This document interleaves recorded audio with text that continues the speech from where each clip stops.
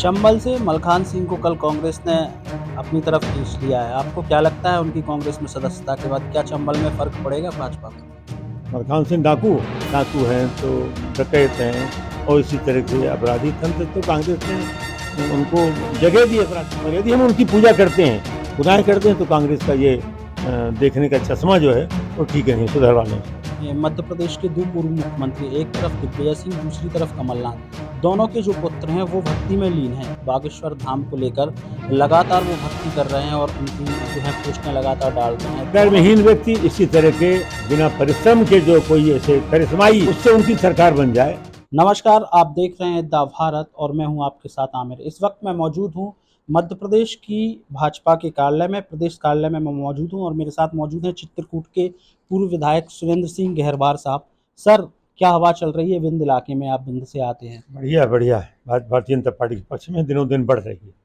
लगातार संगठन का जो है अब विंध्य पर फोकस है। चाहे अमित शाह जी की बात कर लें, चाहे हम प्रदेश संगठन की बात कर लें, चाहे केंद्रीय सरकार या प्रदेश सरकार की बात करें, सबका फोकस केवल विंध्य पर। कांग्रेस भी फोकस कर रही है और अगर हम दिग्विजय सिंह की बात करें तो वो भी कह रहे हैं मालवा और विंध्य इस बार उनके लिए बहुत अहम होगा। कोई खतरा नहीं है। पिछली बार विंध्य की 30 सीटों में से 24 सीट भारतीय जनता पार्टी जीती थी और प्रयास है, माननीय हमारे राष्ट्रीय नेता आते हैं, माननीय प्रदेश के नेता जाते हैं, हम सबका प्रयास है कि उसी सीट के आसपास हम फिर से रहें। 24 सीट हमको मिली थी, 24 सीटें हमको फिर से मिली। 24 से बढ़ाएंगे या 24 पे ही रह जाएंगे? 19-20 हो सकता है, तो जनता का वो है, उपहार है। 19-20 हो सकता है, पर हमारा प्रयास है कि हम उससे घटे नहीं। सर, आप लगातार क्षेत्र में जा रहे होंगे तो अभी जनता का जो रुझान आ रहा है निकल कर, वो क्या लग रहा है आपको? सब भारतीय जनता पार्टी पर इतनी जन कल्याणकारी योजना, अथाह जन कल्याणकारी योजनाएं कांग्रेस के लोगों ने, कांग्रेस की अपनी सरकारों को भी सोचा भी नहीं रहा होगा। इतनी जन कल्याणकारी योजना, जन जन खुश है, बच्चे बच्चे खुश हैं। कितनी योजनाएं, दर्जनों योजनाएं बच्चियों के लिए, दर्जनों योजनाएं महिलाओं के लिए, दर्जनों योजनाएं नौजवानों के लिए, बच्चों के लिए और जो उम्रदराज हैं उनके लिए, सबके लिए जन कल्याणकारी योजनाओं के साथ साथ विकास संबंधी योजनाओं की अपार क्षमता से उनकी बढ़ोतरी हुई है और अभी प्रयास जारी है। सर, चुनाव से पहले मध्य प्रदेश की जो सरकार है उसने एक मास्टर स्ट्रोक खेला है और लाडली बहना लागू कर दी है। लेकिन कमलनाथ सरकार इसकी काट करने के लिए कह रही है कि हम जो है बहनों के लिए 500 रुपये में सिलेंडर देंगे, ऐसी घोषणाएं करने लगी। इस पर क्या कहेंगे? क्या कहूँ, कौन शब्द का प्रयोग करूँ? फर्जी सरकार है कमलनाथ जी की, फर्जी लोग हैं। मेरी सरकार थी भारतीय जनता पार्टी की, जब इसके पूर्व माननीय मुख्यमंत्री स्वराज जी थे, अंत्येष्टि का 5,000 रुपये मिलता था गरीबों को, वो बंद कर दिया। बोनस मिलता था 100 रुपये कुंटल, वो उन्होंने बंद कर दिया। कन्या विवाह के लिए मिलता था पैसा, वो बंद कर दिया। दर्जनों योजनाएं कमलनाथ जी ने बंद कर दी थी। अब उनके हाथ में कुछ है नहीं, 1,500 नहीं, 3,000 कर दें, 6,000। मन के लड्डू खाना है, कुछ मनमानी बातें करना है बिना किसी सिर पैर की, कुछ भी बोलते रहें। हम जो करते हैं वो करके दिखाते हैं। हमारी सरकार ने, हमारे मुख्यमंत्री जी ने वो कहा, वो करके दिखाया सबके साथ, सबके सामने। आज भी 112 करोड़ रुपए सरकार ने भेजा, सवा मैंने करोड़ लाडली बहनों के लिए। ऐसी मैं तो उसका साक्षात गवाह हूँ चित्रकूट क्षेत्र में। मैं जब कोई हमारे जनप्रतिनिधि बड़े जब करवी उतरते हैं, संपर्क क्रांति या किसी ट्रेन से, तो उत्तर प्रदेश का स्टेशन चित्रकूट के बगल में करवी आता है।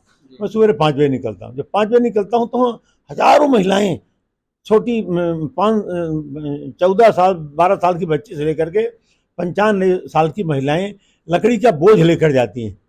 तब जब मैं उस गरीबी को, या अन्य क्षेत्रों में, अन्य विधानसभाओं में भी इसी तरह की स्थितियां होगी, जब उन वहाँ पर नजर डालें तो लगता है कि माननीय मुख्यमंत्री जी ने, माननीय प्रधानमंत्री जी ने जो अन्न वितरण की योजना चलाई है, 100% बहुत अच्छी है। और उसी तरह से जब हम उन महिलाओं को जो लकड़ी बेच करके घर का खर्चा चलाती थी, उनके लिए ये 1,000 रुपये महीना, ये बिल्कुल स्वर्णिम अवसर होगा उनके लिए। कल कांग्रेस की जो संगठन है, कमलनाथ जी हों या नेता प्रतिपक्ष गोविंद सिंह जी, कल उन्होंने प्रदेश कांग्रेस कार्यालय में विश्व आदिवासी दिवस मनाया और भारतीय जनता पार्टी को आदिवासियों के मामले में घेरा है कि लगातार आदिवासियों पर जो है वो अत्याचार हो रहे हैं। कहीं अत्याचार नहीं, सब झूठी और फर्जी बातें हैं। कांग्रेस तो भैया 61 साल सरकार में रही ना, तब कांग्रेस ने जो बाकी रह गया था नहीं कर लिए थे। हम कर रहे हैं, हम उनका सम्मान कर रहे हैं। उनके महापुरुष, उन वर्ग के, उन जातियों के जिन्होंने देश की आज़ादी के लिए बलिदान किया अपने को, उनकी हम पूजा कर रहे हैं। हम उनको भगवान की बराबरी मानते हैं, चाहे वो महान अम्बेडकर जी हों, चाहे वो कांतिया भील हो, चाहे कोई अन्य जो आदिवासियों के जो समझदार लोग थे और वो देश की आज़ादी के लिए बलिदान हुए, चाहे और पहले अंग्रेजों के समय से, और चाहे वो मुस्लिम काल में चाहे शंकर साय हों, चाहे रघुनाथ साय हों, चाहे रानी दुर्गावती, सबने बलिदान किया। जो जितना समझदार था उन सब देश के लिए लड़े हैं। और यदि हम उनकी पूजा करते हैं, गुनाह करते हैं, तो कांग्रेस का ये देखने का चश्मा जो है वो ठीक नहीं, सुधरवा लें उसको। चंबल से मलखान सिंह को कल कांग्रेस ने अपनी तरफ खींच लिया है। आपको क्या लगता है उनकी कांग्रेस में सदस्यता के बाद क्या चंबल में फर्क पड़ेगा भाजपा का? मलखान सिंह डाकू? कौन मलखान सिंह? यही पूर्व अब कांग्रेस के पास वही बचा है, खुद यही काम किए हैं।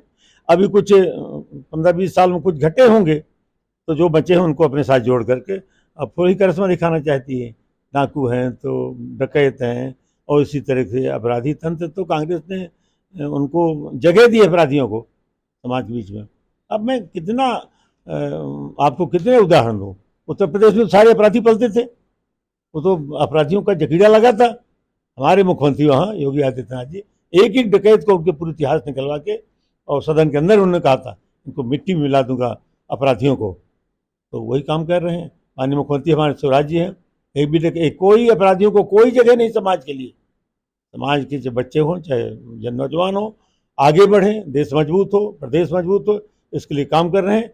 और भारतीय जनता पार्टी में देश से लेकर प्रदेश तक कहीं जगह नहीं है अपराधियों को।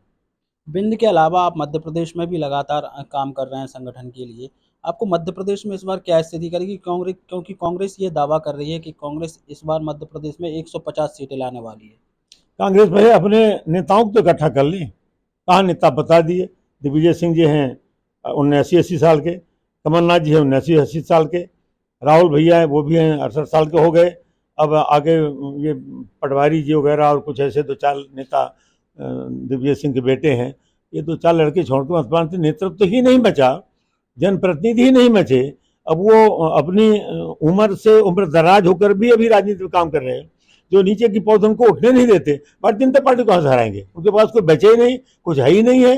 जब लीडरशिप नहीं है, जो है आपस में लड़ रहे हैं, पहले अपनी लड़ाई से तो फुर्सत हो जाए, फिर हमारी तरफ देखेंगे।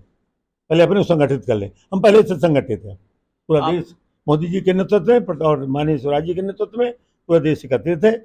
और देश नहीं दुनिया के बाद मैं तो ताजुब करता हूँ कि जब दुनिया के मंचों में माननीय प्रधानमंत्री जाते हैं, उनका सम्मान देख करके, वो देश जो कभी झुकते नहीं थे, वो हमारे प्रधानमंत्री के सामने झुक करके, सशक्त देश अमेरिका और फ्रांस और इंग्लैंड जैसे, जर्मनी जैसे जो आर्थिक रूप से संपन्न और मजबूत देश हैं, वो भी झुकते हैं।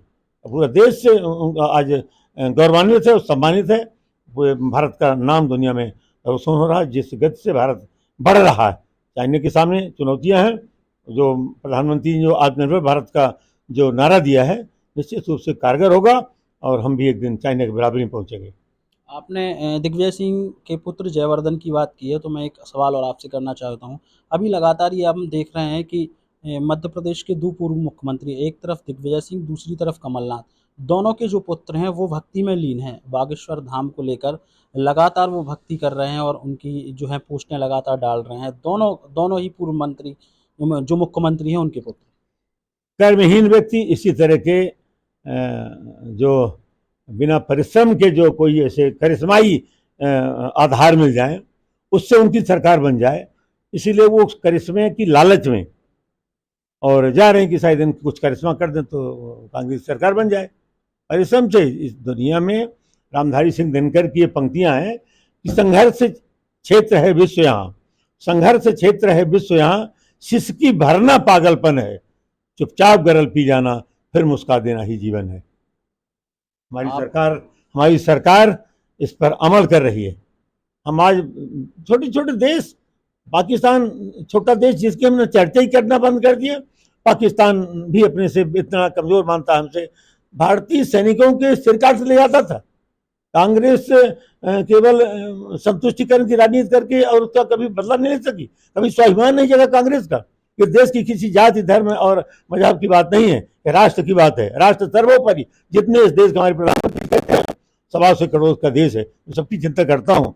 यदि उनके मन में इतना स्वाभिमान होता तो हमारे देश के सैनिकों के सिर काट के ले जाते। हमारे प्रधानमंत्री ने उनकी जमीन पर जाके और सैकड़ों ऐसे गुंडों मवालियों को जो उनकी सेना में घुसकर काम करते थे उनके निपटा के और सुरक्षित लौट आए।